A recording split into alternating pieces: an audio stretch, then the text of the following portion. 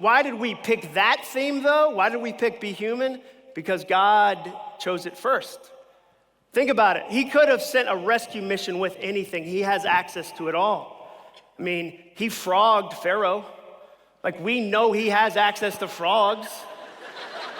Like, he used a donkey to speak in numbers.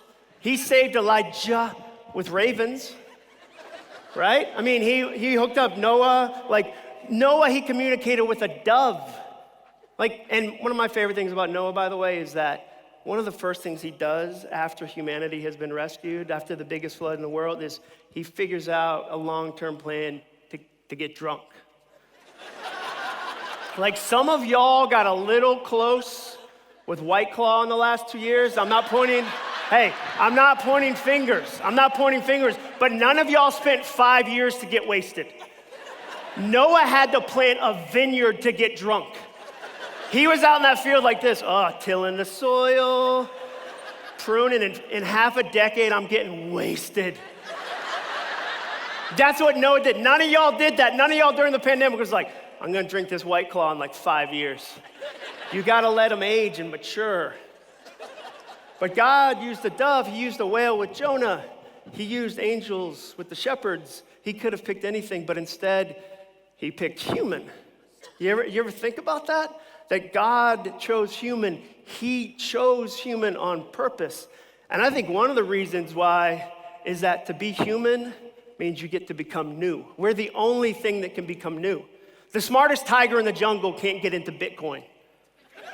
Like, the smartest tiger in the jungle can't be like, I'm gonna get into crypto, bro. I'm gonna be doing a lot of NFTs.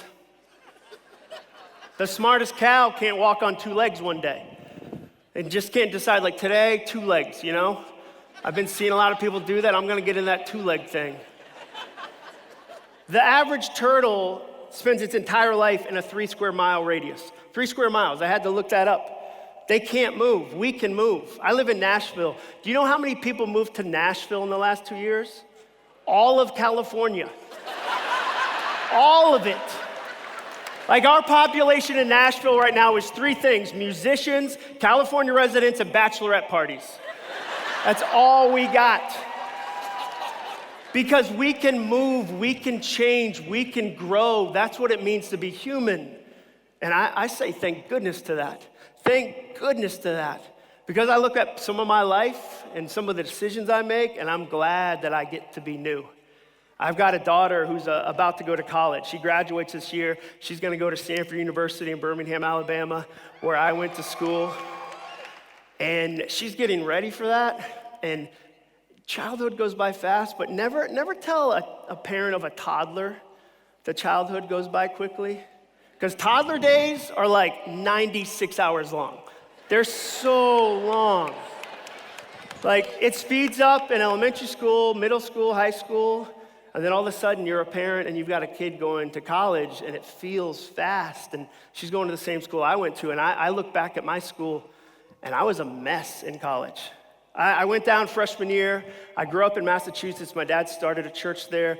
But I came down to the South with like a Goodwill Hunting-sized chip on my shoulder. Like, just sarcastic. I got rejected from every fraternity. It wasn't that I didn't rush. I rushed and didn't get in. Like, every one of them was like, nah, and they made the right decision. I got put on social suspension for a year for a Halloween prank that went disastrously wrong. And then I got a job working at a shave ice cart outside of Walmart. I don't mean inside. This was an unaffiliated shave ice cart that a man named Larry owned and put near the sidewalk. Like, that's where I worked. That wasn't humbling at all. Like, college students coming in to get stuff, I'm like, you like a shave ice? Yeah, I get to eat as much as I want. It's a pretty sweet gig. And I'd love to say that my college experience got better as I got older, but then we'd have to skip my rave days. Yeah, let me rewind that and make sure you heard me correctly. I got really into raves. If your question is, did you dance with glow sticks and reflective clothing in warehouses till 5 a.m. in the morning? The answer is yes. And my 20s didn't get better. Like, in my 20s, when I asked my future father-in-law for his daughter's hand in marriage, he said no. That's not shtick. Like, that's a thing I've healed from now. He said no. Worst moment in a Waffle House ever. Just. And he swears that Desperado by the Eagles was playing on the jukebox. But I don't remember it because I was crying on the inside. And 21 years later, we're great friends, and I've got 2 teenage daughters, and I look back on that, I'm like, he made the right decision. Like, he made the right decision. But I changed, and it wasn't because I was smarter. It wasn't because I made better decisions. It wasn't because I was wise or tried hard. Here's why I changed. I changed because God's favorite hobby is redemption. It's his favorite hobby. It's his favorite thing to do. And I'm saying this sentence over and over right now because I've got friends I'm walking through divorce with right now. Like the pandemic ripped marriages apart. And so I keep telling my friends that are in the middle of this, hey, I know it doesn't feel like this. I know it doesn't seem like this, but man, God's favorite hobby is redemption. It's his favorite hobby. It's what he does. He loves redemption more than your parents love pickleball. Like that's, like to put it on a scale to make it easy to understand. That's how much he loves it. He loves new.